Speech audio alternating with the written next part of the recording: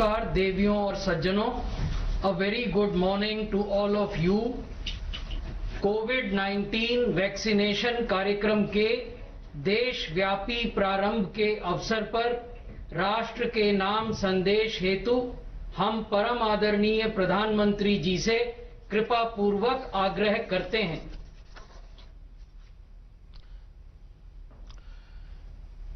मेरे प्यारे देशवासियों, नमस्कार। आज के दिन का पूरे देश को बेसब्री से इंतजार रहा है। कितने महीनों से देश के हर घर में बच्चे, बूढ़े, जवान सभी की जुबान पर यही सवाल था कि कोरोना की वैक्सीन कब आएगी। तो अब कोरोना की वैक्सीन आ गई है, बहुत कम समय में आ गई है। अब से कुछ ही मिनट बाद भारत में दुनिया का सबसे बड़ा टीकाकरण अभियान शुरू होने जा रहा है। मैं सभी देशवासियों को इसके लिए बहुत बहुत बधाई देता हूं। आज वो वैज्ञानिक, वैक्सीन रिसर्च से जुड़े अनेकों लोग विशेष रूप से प्रशंसा के हकदार हैं, जो बीते कई महीनों से कोरोना के खिलाफ वैक्सीन बनाने में जुटे थे, दिन रात जुटे थे। न उन्होंने त्योहार देखा है, न उन्होंने दिन देखा है, न उन्होंने रात देखी है। आमतौर पर एक वैक्सीन बनाने में बरसों लग जाते हैं, लेकिन इतने कम समय में एक नहीं, दो मेड इन इंडिया वैक्सीन तैयार हुई है। इतना ही नहीं, कई और वैक्सीन पर भी काम तेज गति से चल रहा है। ये भारत के सामर्थ्य, भारत की वैज्ञानिक दक्षता, भारत के टैलेंट का जीता जागता सबूत है। ऐसी ही उपलब्धियों के लिए के सामर्थ्य, भारत की वैज्ञानिक दक्षता, भारत के टैलेंट का जीता जागता सबूत है। ऐसी ही उपलब्धियों के लिए राष्ट्रकवि रामधारी सिंह दिनकर जी ने कहा था, मानव जब जोर लगाता है, पत्थर पानी बन जाता है। भाइयों और बहनों, भारत का टीकाकरण अभियान बहुत ही मानवीय और महत्वपूर्ण सिद्धांतों पर आधारित है। जिसे सबसे ज्यादा जरूरी है, उसे सबसे पहले कोरोना का टीका लगेगा। जिसे कोरोना संक्रमण का रिस्क सबसे ज्यादा है, उसे पहले टीका लगेगा। जो हमारे डॉक्टर्स हैं, नर्सेस हैं, अस्पताल में सफाई कर्मी हैं, मेडिकल, पैरामेडिकल स्टाफ हैं, वो कोरोना की वैक्सीन के सबसे पहले हकदार हैं। चाहे वो सरकारी अस्पताल में हो या फिर प्राइवेट में, सभी को ये वैक्सीन प्राथमिकता पर लगेगी। इसके बाद उन लोगों को टीका लगाया जाएगा जिन पर जरूरी सेवाओं और देश की रक्षा या कानून व्यवस्था की जिम्मेदारी है। जैसे हमारे सुरक्षा बल हो गए, पुलिसकर्मी हो गए, फायर ब्रिगेड के लोग हो गए, सफाई कर्मचारी हो गए, इन सभी को ये वैक्सीन प्राथमिकता पर लगेगी। और मैंने जैसा पहले भी कहा है, इनकी संख्या करीब करीब 3 करोड़ होती है। इन सभी के वैक्सीनेशन का खर्च भारत सरकार द्वारा उठाया जाएगा। साथियों, इस टीकाकरण अभियान की पुख्ता तैयारियों के लिए राज्य सरकारों के सहयोग से देश के कोने कोने में ट्रायल्स किए गए हैं, ड्राई रन्स हुए हैं। विशेष तौर पर बनाए गए कोविन डिजिटल प्लेटफॉर्म में टीकाकरण के लिए रजिस्ट्रेशन से लेकर ट्रैकिंग तक की व्यवस्था है। आपको पहला टीका लगने के बाद दूसरी डोज कब लगेगी, इसकी जानकारी भी आपके फोन पर दी जाएगी। और मैं सभी देशवासियों को ये बात फिर याद दिलाना चाहता हूं कि कोरोना वैक्सीन की 2 डोज लगनी बहुत जरूरी है। एक डोज ले लिया और फिर भूल गए, ऐसा गलती मत करना। और जैसा एक्सपर्ट्स कह रहे हैं, पहली और दूसरी डोज के बीच लगभग 1 महीने का अंतराल भी रखा जाएगा। आपको ये भी याद रखना है कि दूसरी डोज लगाने के 2 हफ्ते बाद ही आपके शरीर में कोरोना के विरुद्ध जरूरी शक्ति विकसित हो पाएगी। इसलिए टीका लगते ही आप असावधानी बरतने लगें, मास्क निकालकर रख दें, 2 गज की दूरी भूल जाएं, ये सब मत करिएगा। मैं प्रार्थना करता हूं, मत करिएगा। और मैं आपको एक और चीज बहुत आग्रह से कहना चाहता हूं। जिस तरह धैर्य के साथ आपने कोरोना का मुकाबला किया, वैसे ही धैर्य अब वैक्सीनेशन के समय भी दिखाना है। साथियों, इतिहास में इस प्रकार का और इतने बड़े स्तर का टीकाकरण अभियान पहले कभी नहीं चलाया गया है। ये अभियान कितना बड़ा है, इसका अंदाज आप सिर्फ पहले चरण से ही लगा सकते हैं। दुनिया के 100 से भी ज्यादा ऐसे देश हैं जिनकी संख्या 3 करोड़ से कम है, और भारत वैक्सीनेशन के अपने पहले चरण में ही 3 करोड़ लोगों का टीकाकरण कर रहा है। दूसरे चरण में हमें इसको 30 करोड़ की संख्या तक ले जाना है। जो बुजुर्ग हैं, जो गंभीर बीमारी से ग्रस्त हैं, उन्हें वो अगले चरण वाले चरण में टीका लगेगा। आप कल्पना कर सकते हैं, 30 करोड़ की आबादी से ऊपर के दुनिया के सिर्फ 3 ही देश हैं, खुद भारत, चीन और अमेरिका। और कोई भी देश ऐसा नहीं है जिनकी आबादी इनसे ज्यादा हो। इसलिए भारत का टीकाकरण अभियान इतना बड़ा है, और इसलिए ये अभियान भारत के सामर्थ्य को दिखाता है। और मैं देशवासियों को एक और बात कहना चाहता हूं।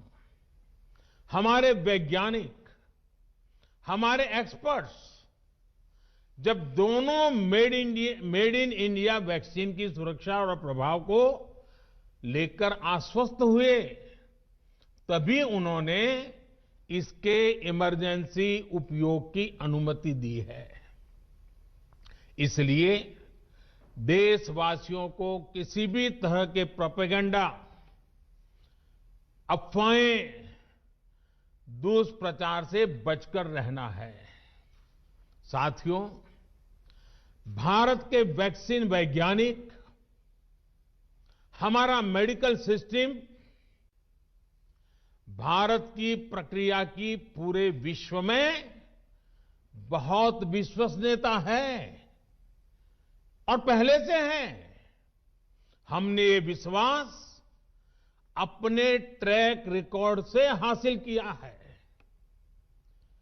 मेरे प्यारे देशवासियों, हर हिंदुस्तानी इस बात का गर्व करेगा कि दुनिया भर के करीब 60% बच्चों को जो जीवन रक्षक टीके लगते हैं, वो भारत में ही बनते हैं। भारत की सख्त वैज्ञानिक प्रक्रियाओं से ही होकर के गुजरते हैं। भारत के वैज्ञानिकों को और वैक्सीन से जुड़ी हमारी विशेषज्ञता पर दुनिया का ये विश्वास made in India corona vaccine में और मजबूत होने वाला है। इसकी कुछ और खास बातें हैं जो आज मैं देशवासियों को जरूर बताना चाहता हूं। ये भारतीय वैक्सीन विदेशी वैक्सीनों की तुलना में बहुत सस्ती हैं और इनका उपयोग भी उतना ही आसान है। विदेश में तो कुछ वैक्सीन ऐसी हैं जिसकी एक डोज 5,000 रुपया तक में है और जिसे -70 डिग्री तापमान में फ्रीज में रखना होता है। -70 डिग्री। वहीं भारत की वैक्सीन्स ऐसी तकनीक पर बनाई गई हैं जो भारत में बरसों से ट्राइड और टेस्टेड है।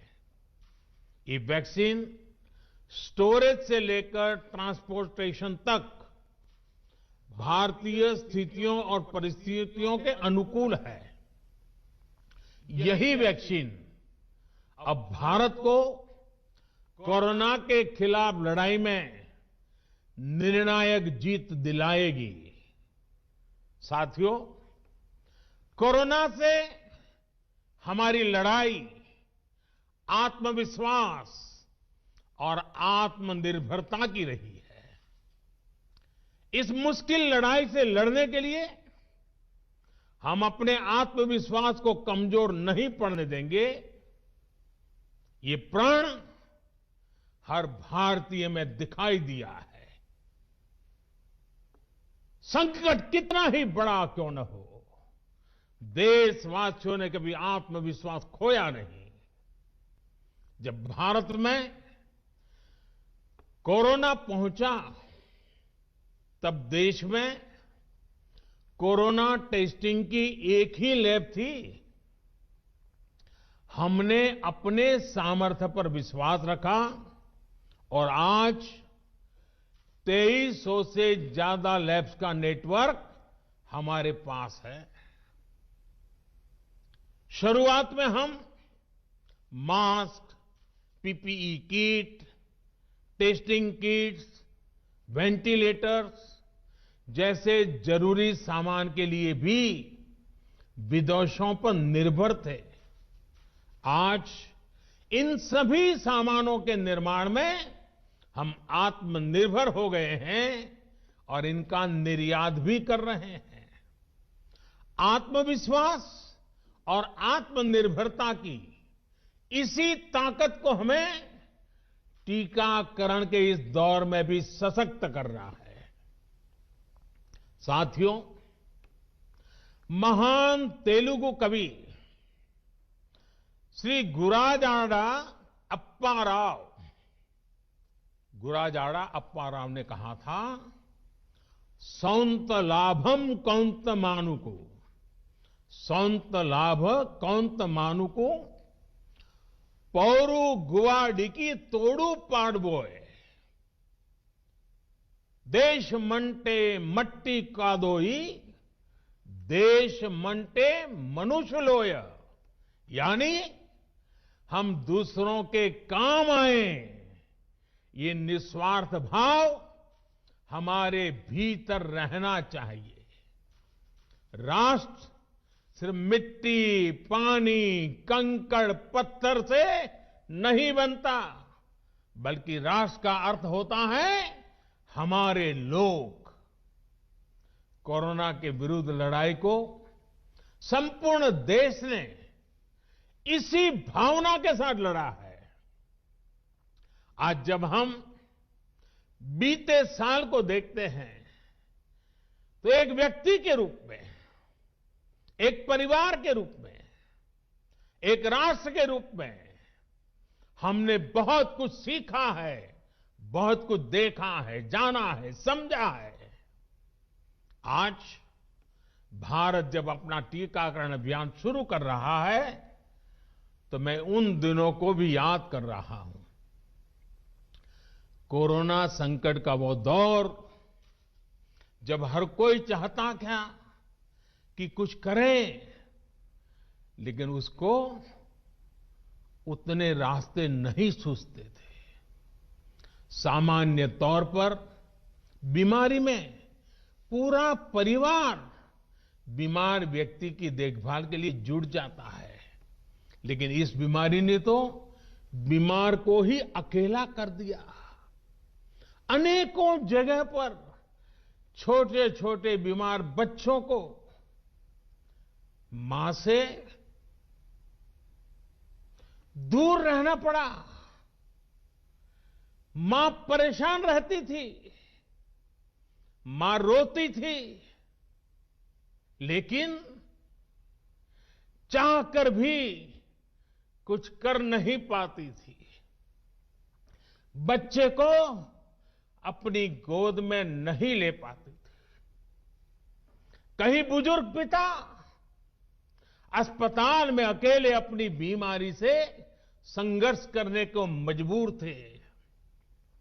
संतान चाहकर भी उसके पास नहीं जा पाती थी। जो हमें छोड़कर चले गए, उनको परंपरा के मुताबिक वो विदाई भी नहीं मिल सकी जिसके वो हकदार थे।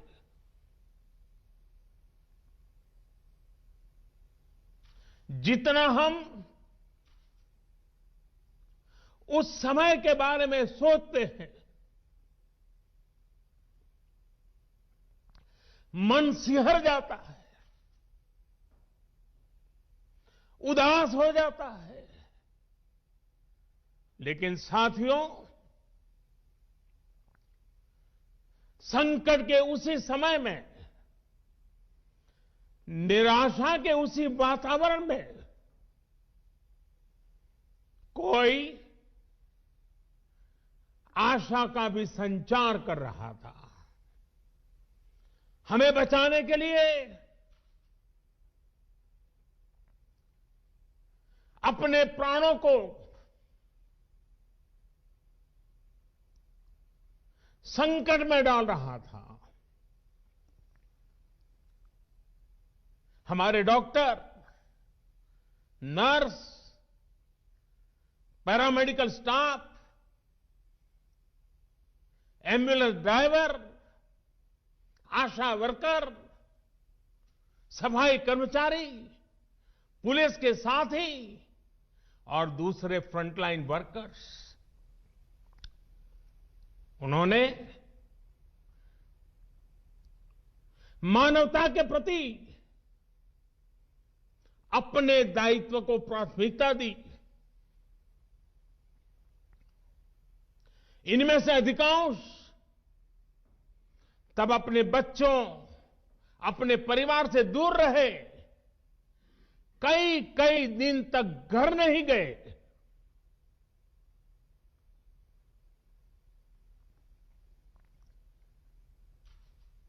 सैकड़ों साथी ऐसे भी हैं जो कभी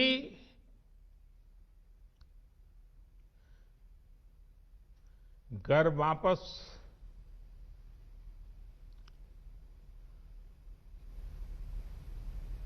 लौट ही नहीं आ पाए। उन्होंने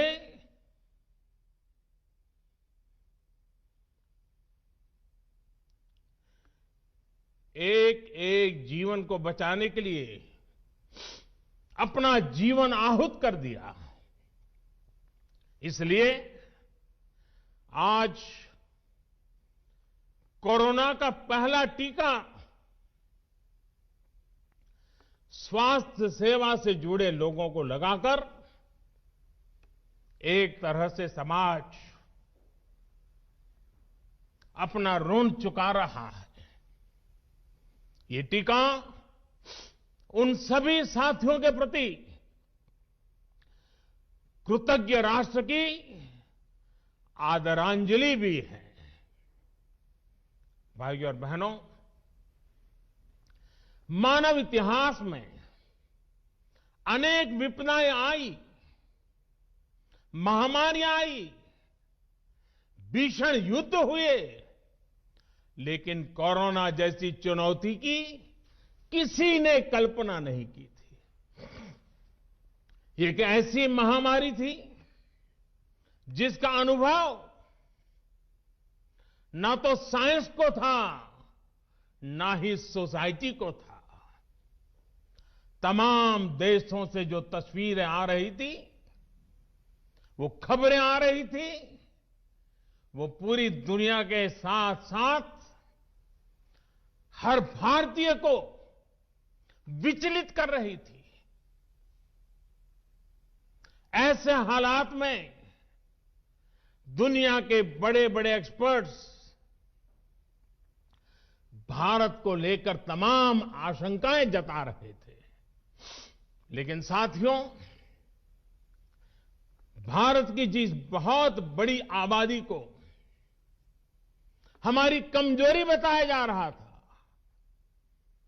उसको ही हमने अपनी ताकत बना दिया। भारत ने संवेदनशीलता और सहभागिता को लड़ाई का आधार बनाया। भारत ने 24 घंटे सतर्क रहते हुए, हर घटनाक्रम पर नजर रखते हुए सही समय पर सही फैसले लिए। 30 जनवरी को भारत में कोरोना का पहला मामला मिला,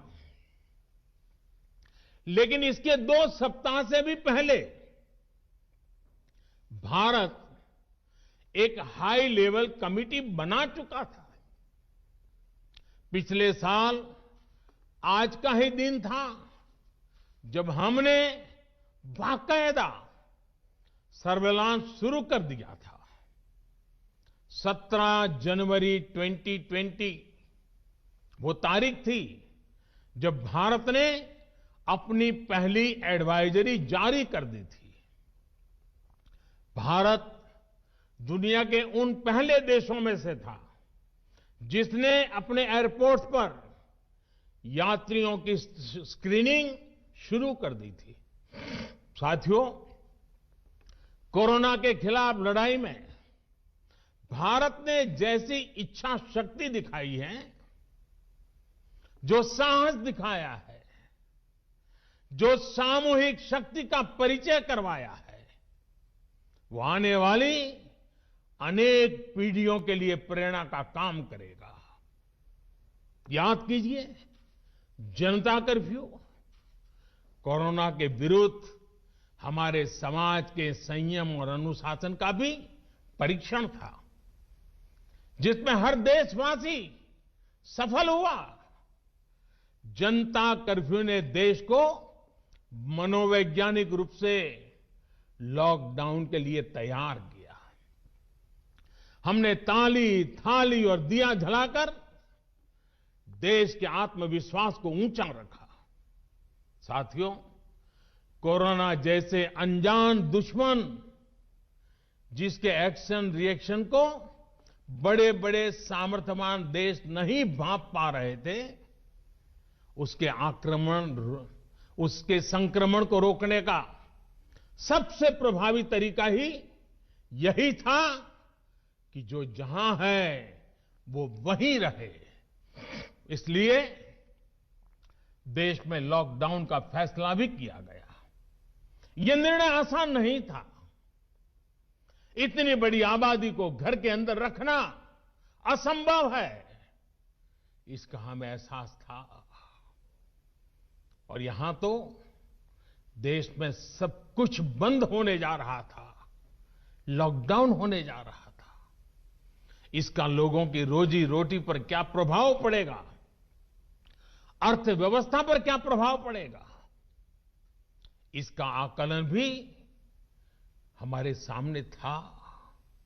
लेकिन देश ने जान है तो जहान है के मंत्र पर चलते हुए प्रत्येक भारतीय का जीवन बचाने को सर्वोच्च प्राथमिकता दी। और हम सभी ने ये देखा है कि कैसे तुरंत ही पूरा देश, पूरा समाज इस भावना के साथ खड़ा हो गया। अनेकों बार छोटी छोटी लेकिन महत्वपूर्ण चीजों की जानकारी देने के लिए मैंने भी अनेक बार देशवासियों के साथ सीधा संवाद किया। एक तरफ जहां गरीबों को मुफ्त भोजन की व्यवस्था की गई, तो वहीं दूध, सब्जी, राशन, गैस, दवा ऐसी जरूरी चीजों की सुचारू आपूर्ति सुनिश्चित की गई। देश में व्यवस्थाएं ठीक से चलें, इसके लिए गृह मंत्रालय ने 24/7 कंट्रोल रूम शुरू किया, जिस पर हजारों कॉल्स का जवाब दिया गया, लोगों को समाधान दिया गया। साथियों, कोरोना के विरुद्ध इस लड़ाई में हमने कदम कदम पर दुनिया के सामने उदाहरण प्रस्तुत किया है। ऐसे समय में जब कुछ देशों ने अपने नागरिकों को चीन में बढ़ते कोरोना के बीच छोड़ दिया था, तब भारत चीन में फंसे हर भारतीय को वापस लेकर आया। और सिर्फ भारत के ही नहीं, हम कई दूसरे देशों के नागरिकों को भी वहां से वापस निकाल करके लाए। कोरोना काल में वंदे भारत मिशन के तहत 35 लाख से ज्यादा भारतीयों को विदेशों से भारत लाया गया। मुझे याद है, एक देश में जब भारतीयों को टेस्ट करने के लिए मशीनें कम पड़ रही थी, तो भारत ने पूरी टेस्टिंग लैब यहां से वहां भेज करके उसको वहां सजाया, लगाया, ताकि वहां से भारत आ रहे लोगों को टेस्टिंग की दिक्कत ना हो। साथियों, भारत ने इस महामारी से जिस प्रकार से मुकाबला किया, उसका लोहा आज पूरी दुनिया मान रही है। केंद्र और राज्य सरकारें, स्थानीय निकाय, हर सरकारी संस्थान, सामाजिक संस्थाएं कैसे एकजुट होकर बेहतर काम कर सकते हैं, ये उदाहरण भी भारत ने दुनिया के सामने रखा। इसरो, डीआरडीओ, फौज से लेकर किसानों और श्रमिकों तक सभी एक संकल्प के साथ कैसे काम कर सकते हैं, ये भारत ने दिखाया है। 2 गज की दूरी और मास्क है जरूरी, उस पर फोकस करने वालों में भी भारत अग्रणी देशों में रहा। भाइयों और बहनों, आज इन्हीं सब प्रयासों का परिणाम है कि भारत में कोरोना से होने वाली मृत्यु की दर कम है और ठीक होने वालों की दर बहुत अधिक है। देश के कई जिले ऐसे हैं जहां एक भी व्यक्ति को हमें कोरोना की वजह से खोना नहीं पड़ा। इन जिलों में हर व्यक्ति कोरोना से ठीक होने के बाद अपने घर पहुंचा है। बहुत से जिले ऐसे भी हैं जहां बीते 2 सप्ताह से कोरोना संक्रमण का एक भी केस नहीं आया है। जहां तक कि लॉकडाउन के से प्रभावित अर्थव्यवस्था की रिकवरी में भी भारत दुनिया में आगे निकल रहा है। भारत उन गिने चुने देशों में है जिसने मुश्किल के बावजूद दुनिया के 150 से ज्यादा देशों में जरूरी दवाएं और जरूरी मेडिकल सहायता पहुंचाई। पैरासीटामोल हो, हाइड्रोक्सी क्लोरोक्विन हो, टेस्टिंग से जुड़ा सामान हो, भारत ने दूसरे देश के लोगों को भी बचाने की हर संभव कोशिश की। आज जब हम अपनी वैक्सीन बना ली है, तब भी भारत की तरफ दुनिया आशा और उम्मीद की नजरों से देख रही है। हमारा टीकाकरण अभियान जैसे जैसे आगे बढ़ेगा, दुनिया के अनेक देशों को हमारे अनुभव का लाभ मिलेगा। भारत की वैक्सीन, हमारी उत्पादन क्षमता पूरी मानवता के हित में काम आए, ये हमारी प्रतिबद्धता है। भाइयों और बहनों, ये टीकाकरण अभियान अभी लंबा चलेगा। हमें जन जन के जीवन को बचाने में योगदान देने का मौका मिला है और इसलिए इस अभियान से जुड़ी प्रक्रिया को,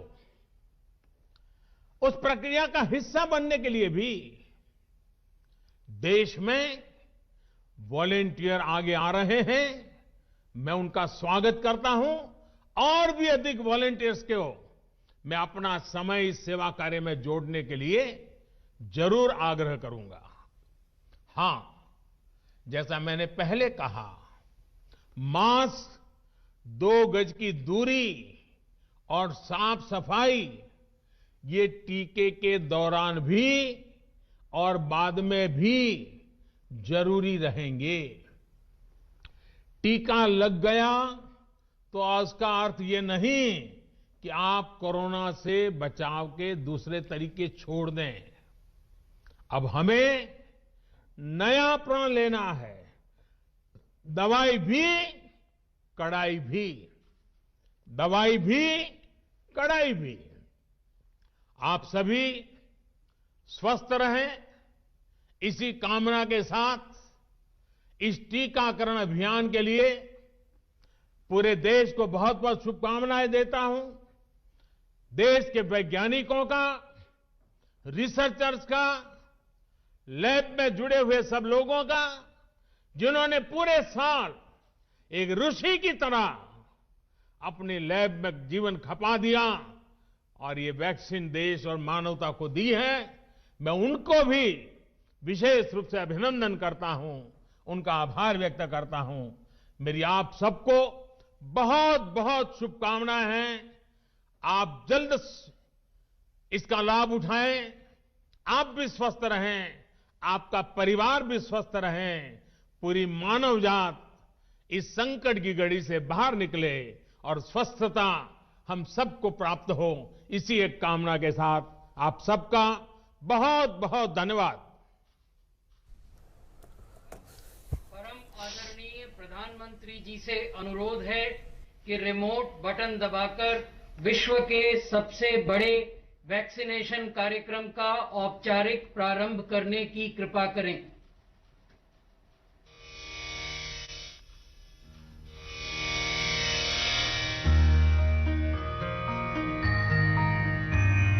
सर्वे भवन्तु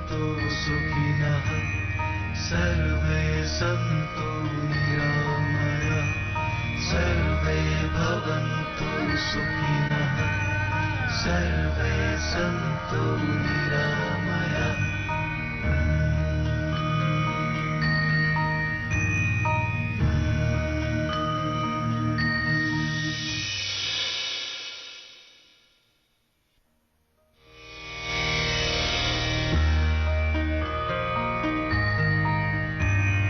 सर्वे भवन्तु सुखिनः सर्वे सन्तु निरामया सर्वे भवन्तु सुखिनः सर्वे सन्तु निरामया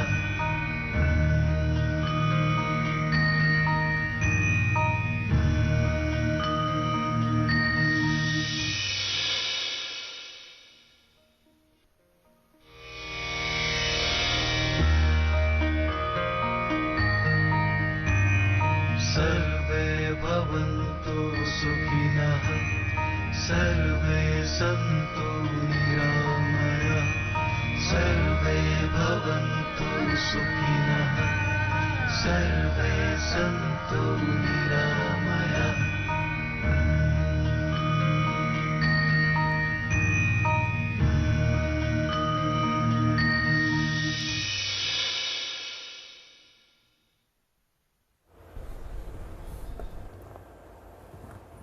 कोने में ट्रायल्स किए गए। तो दुनिया के सबसे बड़े टीकाकरण अभियान की शुरुआत हुई। प्रधानमंत्री नरेंद्र मोदी ने अभियान की शुरुआत की। सर्वे भवन्तु सुखिनः सर्वे सन्तु निरामया, यानी कि सभी लोग स्वस्थ हो, सुखी हो, निरोगी हो, इस कामना के साथ देश भर में 3006 सेंटर्स पर कोरोना के टीकाकरण कार्यक्रम का आरंभ प्रधानमंत्री नरेंद्र मोदी ने किया। और साथ ही एक संदेश और दिया कि दवाई भी और कड़ाई भी।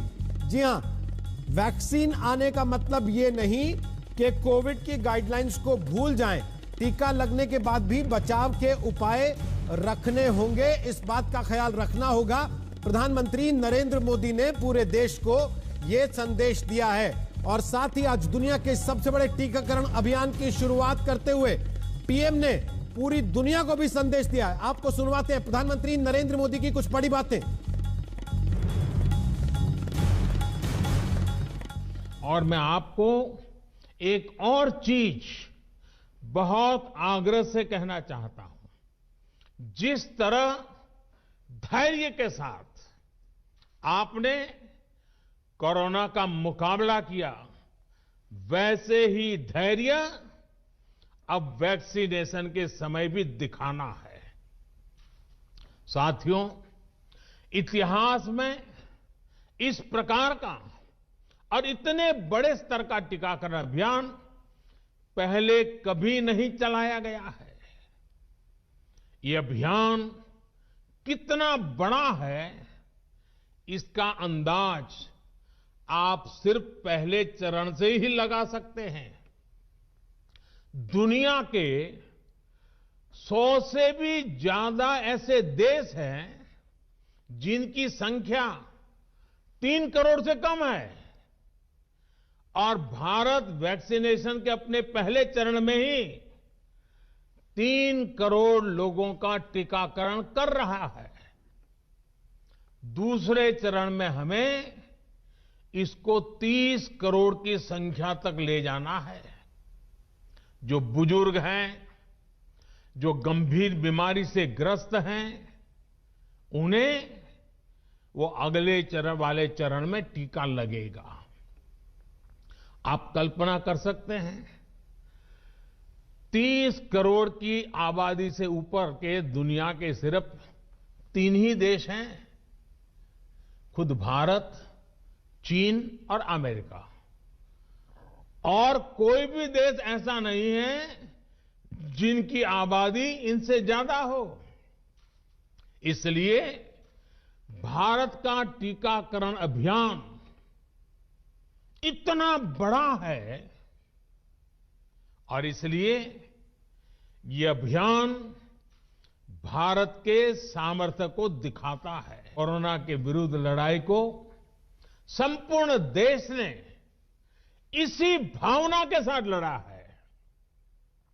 आज जब हम बीते साल को देखते हैं तो एक व्यक्ति के रूप में, एक परिवार के रूप में, एक राष्ट्र के रूप में हमने बहुत कुछ सीखा है, बहुत कुछ देखा है, जाना है, समझा है। आज भारत जब अपना टीकाकरण अभियान शुरू कर रहा है तो मैं उन दिनों को भी याद कर रहा हूं। कोरोना संकट का वो दौर जब हर कोई चाहता था कि कुछ करें, लेकिन उसको उतने रास्ते नहीं सूझते थे। सामान्य तौर पर बीमारी में पूरा परिवार बीमार व्यक्ति की देखभाल के लिए जुट जाता है, लेकिन इस बीमारी ने तो बीमार को ही अकेला कर दिया। अनेकों जगह पर छोटे छोटे बीमार बच्चों को मां से दूर रहना पड़ा। मां परेशान रहती थी, मां रोती थी, लेकिन चाहकर भी कुछ कर नहीं पाती थी। बच्चे को अपनी गोद में नहीं ले पाती थी। कहीं बुजुर्ग पिता अस्पताल में अकेले अपनी बीमारी से संघर्ष करने को मजबूर थे। संतान चाहकर भी उसके पास नहीं जा पाती थी। जो हमें छोड़कर चले गए, उनको परंपरा के मुताबिक वो विदाई भी नहीं मिल सकी जिसके वो हकदार थे।